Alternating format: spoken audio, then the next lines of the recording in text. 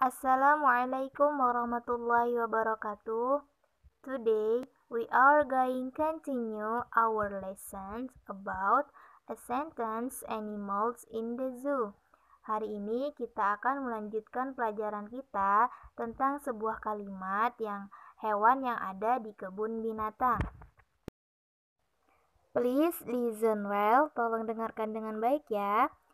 I go to the zoo. I go to the zoo. Aku pergi ke kebun binatang. And I see giraffe. And I see giraffe. Aku melihat seekor jerapah. The giraffe eats the leaves. The giraffe eats the leaves. Jerapah itu memakan daun-daun.